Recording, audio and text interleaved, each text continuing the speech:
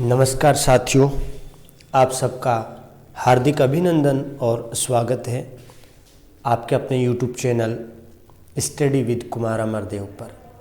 और साथियों, मैं आपका दोस्त कुमार अमरदेव हाजिर हूँ एक और बेहतरीन क्लास लेके आप सभी साथियों के लिए। और अपना जो टॉपिक होगा वो साथियों टॉपिक होगा काव्य गुण का। ठीक है, तो काव्य गुण की जो पहली क्लास है वो मैंने अपलोड कर दी है, पहले ही डाल रखी है, तो वहाँ से आप देख सकते हो। ये अपने काव्य गुण की दूसरी क्लास होगी। जैसा कि साथियों मैं बताना चाहूँगा, अपनी जो पिछली क्लास रही उसमें मैंने काव्य गुण की परिभाषा अलग अलग आचार्यों विद्वानों के द्वारा काव्य गुण की क्या परिभाषा दी गई वो मैंने बताया। इसके अतिरिक्त मैंने पिछली क्लास में जो बताया वो ये बताया, आगे अपन ने जब इस टॉपिक को बढ़ाया तो अंत में मैंने जो पहली क्लास है उसमें आप सभी साथियों को ये बताया था कि जो काव्य गुणों का जो भेद है उनका अलग अलग आचार्यों अलग अलग विद्वानों के द्वारा जो वर्गीकरण किया गया है उसका हम लोग क्या कर रहे थे, अध्ययन कर रहे थे। जिसके अंतर्गत साथियों हम लोगों ने अग्नि पुराण और भरत मुनि के अनुसार जो काव्य गुण हैं उनके भेदों का जो वर्गीकरण जो विवेचन किया गया था साथियों, उसका क्या कर लिया था, अध्ययन कर लिया था। अब आगे जहाँ से मैंने पूर्व की क्लास में आपको छोड़ा था वहीं से उसके आगे से अन्य जो और अलग अलग जो आचार्य विद्वान हैं उनका आखिर क्या मत है काव्य गुणों के भेदों को लेकर, उन्होंने क्या वर्गीकरण किया है, क्या विवेचन किया है, उसके ऊपर हम लोग आज क्या डालेंगे, नज़र डालेंगे।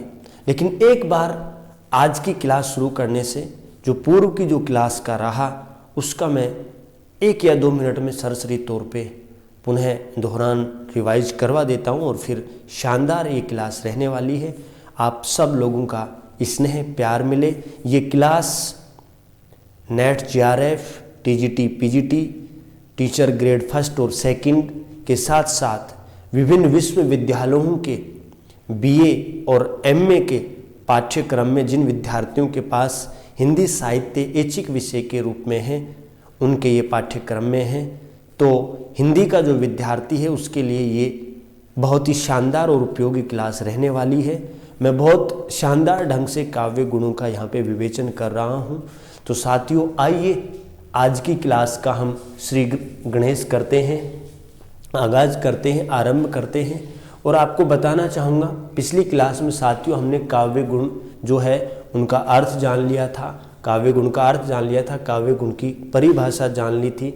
इसके अतिरिक्त साथियों अलग अलग विद्वानों के द्वारा काव्य गुण की क्या परिभाषा दी गई, जिसमें भरत मुनि के अनुसार पढ़ लिया था हमने, वामन के अनुसार जान लिया था साथियों, मम्मट के अनुसार हमने परिभाषा जान ली थी। और उसके बाद हम इस बिंदु पे आ चुके थे कि अलग अलग विद्वानों के अनुसार काव्य गुण के जो भेद है उनका विवेचन किस किसने क्या किया। तो अग्नि पुराण का जो मत है वो हम पढ़ चुके थे। इसके अतिरिक्त साथियों हम जो लोग हैं भरत मुनि जो है उनका मत भी जो है हम पढ़ चुके थे कि भरत मुनि ने अपनी जो काव्य रचना है नाट्य शास्त्र में 10 काव्य गुणों का विवेचन किया है, वो हम देख चुके थे साथियों। भरत मुनि के बारे में भी हमने देखा था, पूरा विश्लेषण किया था। अब आज हम काव्य गुणों के विवेचन के वर्गीकरण को आगे बढ़ाते हैं और अग्नि पुराण और भरत मुनि के बाद आखिर किनका नंबर आता है जिन्होंने काव्य गुणों के भेद को लेकर वर्गीकरण किया, विवेचन किया। तो आइए साथियों अब शुरू करते हैं, मेरे साथ जुड़ जाइएगा आप लोग। तो देखिएगा यहाँ नंबर 3 पे आ जाता है प्यारे साथियों, यहाँ पे कौन, भामह है, कौन, भामह है। ठीक है, और भामह की यदि हम बात करें ना साथियों तो भामह ने काव्य गुणों की संख्या के संदर्भ में विषय में भरत मुनि का ही क्या किया है, समर्थन किया है। यानी जिस प्रकार से हमने भरत मुनि को पढ़ा तो भरत मुनि ने अपनी काव्य रचना, अपने काव्य ग्रंथ नाट्य शास्त्र में 10 काव्य गुण माने थे। ठीक है, तो भरत मुनि ने भी वो माफ कीजिएगा भामह ने भी जो भरत मुनि का ही क्या किया, समर्थन किया। उन्होंने भी यही कहा कि भरत मुनि ने जो कहा वही मैं कह रहा हूं कि काव्य के 10 ही क्या माने जाते हैं, गुण माने जाते हैं। तो ये ध्यान रखना है कि भामह ने भरत मुनि का समर्थन करते हुए काव्य गुणों की संख्या कितनी मानी, 10 मानी साथियों। ठीक है, लेकिन यहां पे मैं आपको बताऊं कि उन्होंने माधुर्य की, ठीक है, और प्रसाद जो गुण है ना उसकी सराहना की, प्रशंसा की। ठीक है, भरत मुनि ने जो 10 काव्य गुण माने उनमें प्रसाद भी था और माधुर्य भी था। तो हमने यहाँ देखा कि भामह ने काव्य गुणों के भेदों का विवेचन करते हुए भरत मुनि के मत का समर्थन किया, यानी जैसा भरत मुनि ने 10 काव्य गुण माने वैसे ही भामह ने भी 10 ही काव्य गुण माने। ठीक है, और जो माधुर्य और जो प्रसाद गुण है ना उसकी विशेष क्या की, सराहना, प्रशंसा की। ये आपको ध्यान रखना है। ठीक है, ये स्पष्ट हो जाना चाहिए। अब यदि साथियों हम बात करें भामह की समय की, तो भामह का जो समय है लगभग क्या माना जाता है, 6ठी शताब्दी माना जाता है। ठीक है, खैर द्वंद्व की स्थिति है, यहाँ पर पूरा स्पष्ट नहीं है, लेकिन फिर भी भामह का जो समय है लगभग क्या माना जाता है, 6ठी शताब्दी माना जाता है। इसके अतिरिक्त मैं बात करूं तो भामह ने काव्य अलंकार ग्रंथ की क्या की, रचना की, और इस काव्य अलंकार ग्रंथ में ही उन्होंने काव्य गुणों का भी क्या किया है, विवेचन किया है, वर्णन किया है। इन्होंने अपने इसी काव्य ग्रंथ में, भामह ने अपने काव्य अलंकार ग्रंथ में ही काव्य गुणों की संख्या और काव्य गुणों के संदर्भ में विवेचन किया है। ठीक है, ये आपको ध्यान रखना है। समय जो माना जाता है भामह का 6ठी शताब्दी के आसपास माना जाता है, ये आपको ध्यान रखना है। तो यहाँ पे काव्य गुणों के जो भेद है उनके विवेचन वर्ग को लेकर के तीसरा जो मत था वो भामह का था। ठीक है, ये आपको ध्यान रखना है जी। और भामह का समय मैंने आपको यहाँ पे बताया, देखिए सीरियल वाइज चल रहा है, क्रमबद्ध तरीके से चल रहा है यहाँ पे। ठीक है, पहले अग्नि पुराण, फिर भरत मुनि के बाद भामह। ठीक है, और भामह ने समर्थन किया भरत मुनि का। तो स्क्रीनशॉट आप लोग ले सकते हैं। जहाँ तक मुझे समझ में आ रहा है आप लोगों को ये बात समझ में आ गई होगी कि जो भामह है उनका जो वर्गीकरण है वो आपको स्पष्ट समझ में आ गया होगा। ठीक है जी। अब जो सर्वमान्य मत है वो मैं सबसे एंड में बताऊंगा, लास्ट में बताऊंगा, और फिर वो सर्वमान्य जो मत है उन्हीं गुणों का हम क्या करेंगे, अध्ययन करेंगे। ये आपको ध्यान रखना है। लेकिन फिर भी अलग अलग आचार्यों का, विद्वानों का मत जानना जरूरी है, जो कि हमने भामह का जाना। अगले कौन से आचार्य विद्वान हैं जिन्होंने काव्य गुणों का विवेचन किया, तो आइए जानते हैं। नंबर 4 पे है साथियों आचार्य दंडी। ठीक है, तो आचार्य जो दंडी है ना उन्होंने भी काव्य गुणों के भेदों को लेकर भरत मुनि का ही समर्थन किया है भामह के अनुसार। ठीक है, जिस तरह भामह ने भरत मुनि का समर्थन किया उसी कड़ी में दंडी का भी नाम शामिल है। यानी आचार्य दंडी ने भी किसका समर्थन किया साथियों, भरत मुनि का ही समर्थन किया। यानी जहां भरत मुनि ने 10 काव्य गुण माने, सेम वो के वो ही 10 काव्य गुण आचार्य दंडी ने भी माने। यानी भरत मुनि का समर्थन करने वालों में भामह के बाद दंडी का नाम भी क्या हो जाता है, शामिल हो जाता है। तो आपसे यदि पूछा जाए कि दंडी के अनुसार जो है काव्य गुणों की संख्या कितनी है, तो 10 ही मानी गई है। इन्होंने भी भरत मुनि का समर्थन किया। ठीक है, 10 ये ध्यान रखना है। वही सेम जो कि माने किसने, भरत मुनि ने।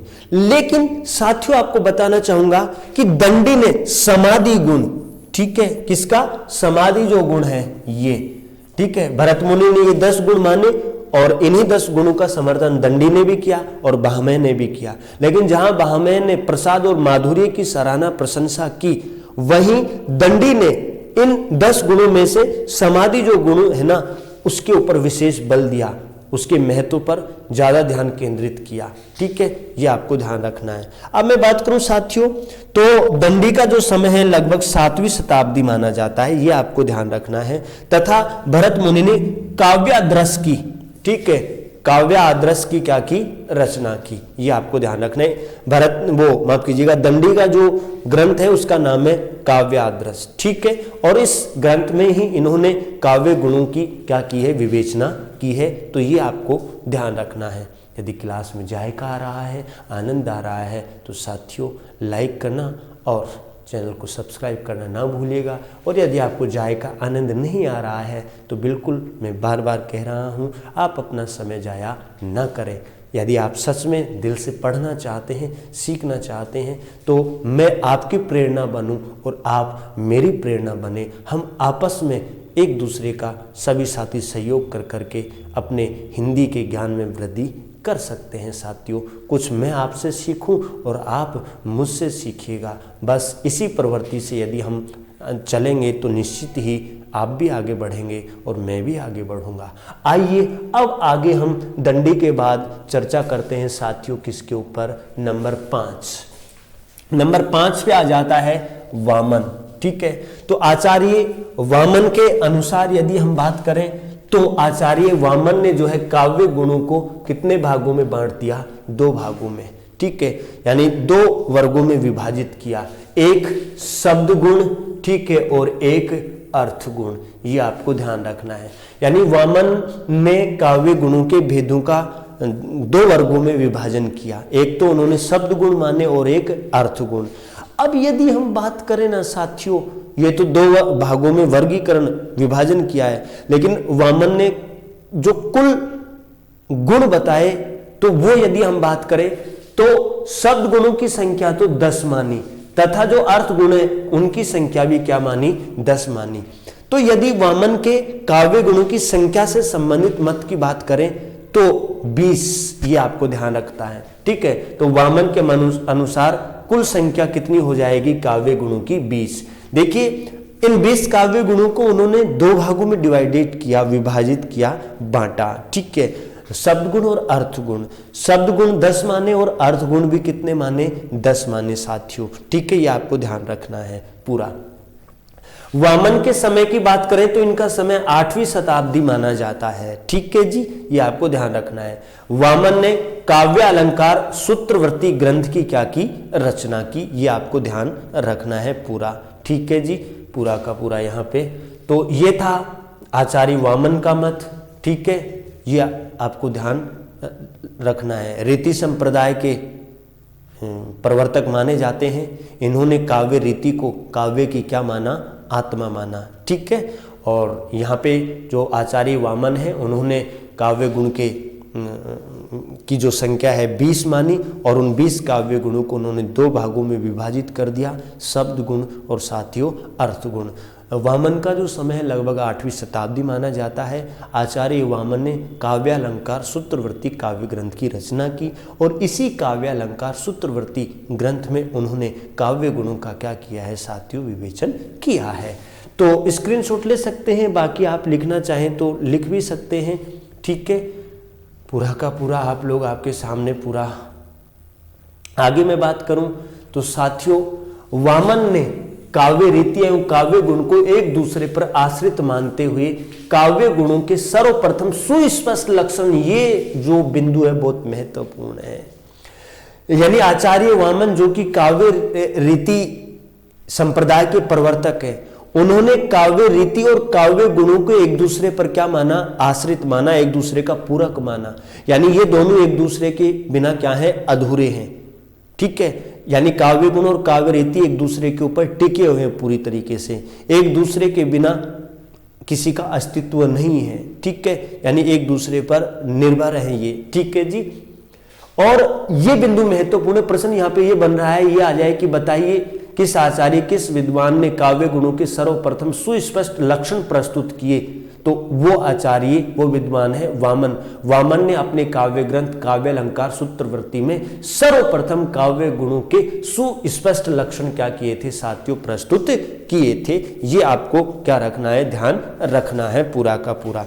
स्क्रीनशॉट ले सकते हैं, लिख लीजिएगा आप लोग। ठीक है, बाकी स्क्रीनशॉट ले, ये महत्वपूर्ण बिंदु है जी, ये आपको उतार लेना है, इसका बिल्कुल ध्यान रखना है साहब। ठीक है, ये प्रश्न देखिए कंपटीशन लेवल में पूछा जा सकता है, पूछ लेगा कि बताइए किस विद्वान ने सर्वप्रथम काव्य गुणों का सुस्पष्ट लक्षण प्रस्तुत किए? तो वो होता है आचार्य वामन। ठीक है, आगे नंबर 6, जिन आचार्य ने जिन विद्वान ने साथियों काव्य गुणों के भेदों का विवेचन किया, वर्गीकरण किया, वो नाम आ जाता है आनंदवर्धन। ठीक है, तो यहां ये बहुत महत्वपूर्ण है जी, आनंदवर्धन वाला जो पार्ट है। तो देखिए आनंदवर्धन ने चित्त की, यानी हमारा जो चित्त, हमारा जो मन है, हाँ, उसकी 3 अवस्थाएं होती हैं, और उन चित्त की 3 अवस्थाएं जो होती हैं, पहली द्रुति यानी पिघलना, दीप्ति आभा, ठीक है, और व्यापकत्व के आधार पर, यानी ये चित्त की 3 क्या मानी जाती हैं, अवस्थाएं मानी जाती हैं, द्रुति, दीप्ति और व्यापकत्व।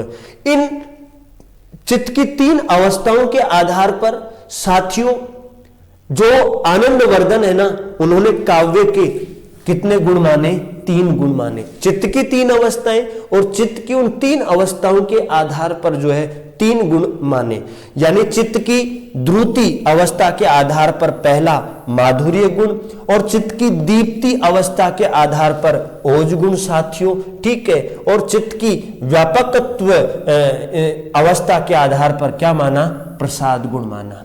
ठीक है, तो ये आपको ध्यान रखना है। प्रश्न यहां बन सकता है जी कि बताइए चित्त की 3 अवस्थाओं के आधार पर काव्य गुणों का विवेचन किसने किया, तो वो किया आनंदवर्धन ने। आनंदवर्धन ने चित्त की 3 अवस्थाएं जो है द्रुति, ठीक है, दीप्ति और व्यापकत्व के आधार पर 3 काव्य गुण माने साथियों, माधुर्य, ओज और प्रसाद। ठीक है, ये आपको क्या रखना है, ध्यान रखना है। कॉम्बिनेशन ये रहेगा पूरा, ठीक है, ये भी आपको ध्यान रखना है।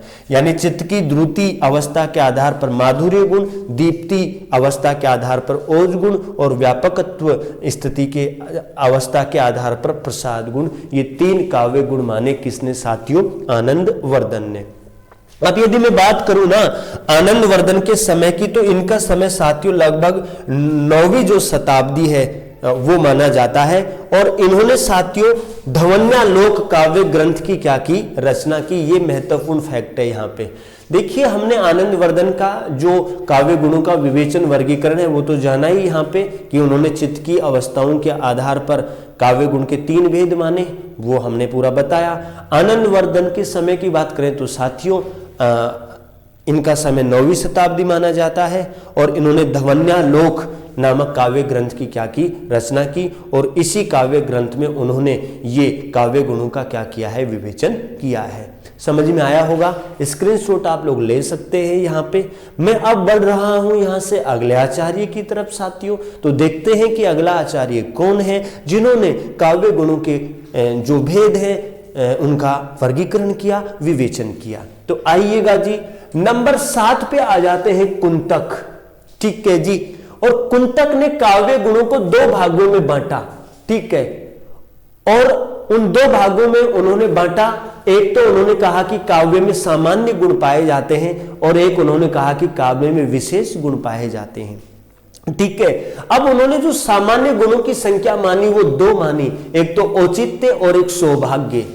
ठीक है, और जो विशेष गुण है इनकी संख्या कितनी मानी, 4 मानी। ठीक है, और जो विशेष गुण है वो 4 है, अभिजात्य, माधुर्य, लावण्य और प्रसाद। तो इस तरीके से यदि हम बात करें साथियों, कुंतक के काव्य गुणों की जो कुल संख्या से संबंधित प्रश्न का उत्तर है, तो वो निकल कर आता है कि कुंतक ने काव्य गुणों की कुल संख्या मानी 6, और उन 6 काव्य गुणों को उन्होंने 2 भागों में विभाजित किया। ठीक है, जिसमें पहला जो भाग किया वो उन्होंने कहा कि काव्य में 6 गुण तो पाए जाते हैं, लेकिन उनमें से 2 गुण ऐसे हैं जो सामान्य गुण हैं, सामान्य श्रेणी के हैं, और 4 गुण ऐसे हैं जो कि विशेष श्रेणी के हैं। इस आधार पर उन्होंने अपने 6 काव्य गुणों को उन्होंने 2 भागों में बांट दिया, एक तो सामान्य गुण और एक विशेष गुण। और मैंने बताया, आपकी स्क्रीन के ऊपर आपको प्रदर्शित दिखाई दे रहा होगा कि सामान्य गुणों की संख्या 2 और विशेष गुणों की संख्या उन्होंने 4 मानी, और फिर दोनों को यदि हम जोड़ दें, योग कर दें, तो कुंतक के मता अनुसार काव्य गुणों की संख्या कितनी आ जाती है, 6, और 6 को उन्होंने 2 भागों में क्या किया, विभाजित किया। सामान्य गुण, जहां सामान्य गुणों की संख्या 2 और विशेष गुणों की संख्या 4 आपकी स्क्रीन के ऊपर प्रदर्शित है साथियों, ये आपको ध्यान रखना है। ठीक है, 6 मानी, ये ध्यान रखना है। कुंतक के यदि साथियों समय की बात करें तो इनका समय लगभग 10वीं 11वीं शताब्दी के मध्य माना जाता है, ये आपको ध्यान रखना है। और कुंतक ने वक्रोक्ति जीवितम काव्य ग्रंथ की क्या की, रचना की। और अपने इस काव्य ग्रंथ वक्रोक्ति जीवितम में ही उन्होंने जो काव्य गुण है उनके वर्गीकरण विवेचन का क्या किया है, वर्णन किया है, उल्लेख किया है। तो उम्मीद करता हूं साथियों आप लोगों को जो सातवां विद्वान जिनका नाम कुंतक होता है उनका जो काव्य गुणों का विवेचन, जो वर्गीकरण है, जो भेद है, जो मैंने पूरा यहाँ पे विश्लेषण किया, आपको अवश्य क्या आया होगा, समझ में आया होगा। यदि आप लोगों की इजाजत हो तो मैं गाड़ी को थोड़ा आगे खींचता हूं, आगे बढ़ाता हूं। और आप जानते हैं यहाँ पर कि 8वें नंबर पर आखिर कौन से रचनाकार हैं जिन्होंने अपने पूर्ववर्ती रचनाकारों की भांति ही काव्य गुणों के भेदों का वर्गीकरण करने की क्या की, कोशिश की। तो साथियों यहां पे नंबर 8 पे आ जाता है नाम भोजराज का, ठीक है। और भोजराज ने काव्य गुणों को 3 भागों में बांटा, ठीक है। कुंतक ने 2 और यहां 3 भागों में। एक तो शब्द गुण जिसे उन्होंने बाह्यंतर गुण भी कहा, बाह्य गुण, और एक अर्थ गुण जिन्हें उन्होंने आभ्यंतर अंदर वाले जो गुण हैं वो कहा, और एक कहा उन्होंने वैशेषिक गुण। इसको हम विशेष गुण भी कह सकते हैं एक तरीके से, क्योंकि विशेष से ही वैशेषिक बना है, विशेष में एक प्रत्यय जुड़ने से वैशेषिक बना है। तो भोजराज जो है ना साथियों, उन्होंने काव्य गुणों को 3 भागों में विभाजित किया, ठीक है। एक तो उन्होंने शब्द गुण, एक अर्थ गुण और एक वैशेषिक या हम कह सकते हैं विशेष गुण, ठीक है। शब्द गुणों को उन्होंने बाह्यंतर गुण भी कहा और अर्थ गुणों को उन्होंने आभ्यंतर गुण भी कहा। अब यदि मैं बात करूं ना जी, तो शब्द गुणों की संख्या उन्होंने 24 मानी, अर्थ गुणों की संख्या भी 24 मानी, और साथियों वैशेषिक या विशेष गुणों की संख्या भी क्या मानी, 24। तो 24 प्लस 24 प्लस 24 बराबर कितना हो जाता है, 72 यानी 72। तो यहां पे यह प्रश्न आया हुआ भी है कि किस विद्वान ने काव्य गुणों की संख्या सर्वाधिक मानी है, ठीक है। तो साथियों मैं आपको बता देना चाहता हूं कि भोजराज ने ही जो है काव्य गुणों की संख्या सबसे ज्यादा मानी है, और वो मानी है उन्होंने 72। ये आपको ध्यान रखना है, ठीक है जी। और उन 72 काव्य गुणों को 3 भागों में विभाजित किया, पहला शब्द गुण, दूसरा अर्थ गुण और तीसरा वैशेषिक या विशेष गुण। और उन्होंने फिर शब्द गुणों को भी 24 गुणों में विभाजित कर दिया, अर्थ गुणों की संख्या भी 24 मानी और वैशेषिक गुणों की संख्या भी 24 मानी, और तीनों का जब जोड़ कर देते हैं तो उनके मतानुसार काव्य गुणों की संख्या हो जाती है 72, ठीक है जी। और ये जो मत है ना, सर्वाधिक इनका मत ये माना जाता है कि इन्होंने सर्वाधिक काव्य गुणों की परिकल्पना की है, कल्पना की है, ठीक है। ये आपको ध्यान रखना है। तो सर्वाधिक जो काव्य गुण माने हैं वो किसने माने हैं, भोजराज ने माने हैं, ठीक है, 72। और उनको 3 भागों में ये ध्यान रखना है। यहां हम मान सकते हैं कि भोजराज के अनुसार 72, ठीक है जी। ये ध्यान रखना है, समझ में आ ही रहा होगा आपको। आगे मैं बात करूं साथियों, तो भोजराज का जो समय है ना लगभग 11वीं शताब्दी माना जाता है जी, ठीक है। और भोजराज ने 2 काव्य ग्रंथ रचे ऐसा माना जाता है। ये श्रृंगार वैसे शुद्ध नहीं है, फॉन्ट की इसमें कमी है, तो श्रृंगार ये शुद्ध माने आप लोग, श्रृंगार, ठीक है।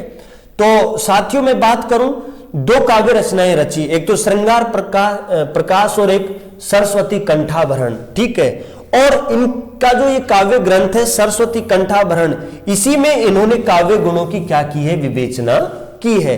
लेकिन यदि हम बात करें इनके काव्य ग्रंथ श्रृंगार प्रकाश, तो इस अपने काव्य ग्रंथ श्रृंगार प्रकाश में ही साथियों इन्होंने श्रृंगार रस को क्या कहा है, रसराज कहा है। आपने पढ़ा होगा जी कि रसों का राजा किसे कहा जाता है, तो साथियों श्रृंगार रस को रसराज कहा जाता है।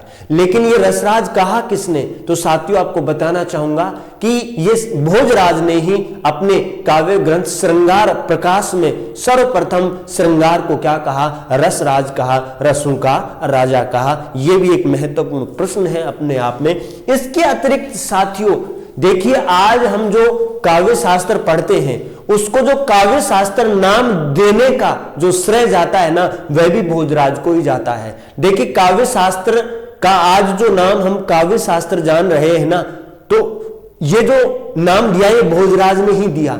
लेकिन काव्य शास्त्र का नाम काव्य शास्त्र से पहले अलग अलग था, कहीं अलंकार शास्त्र था, कहीं रस शास्त्र था, अलग अलग नाम थे इसके।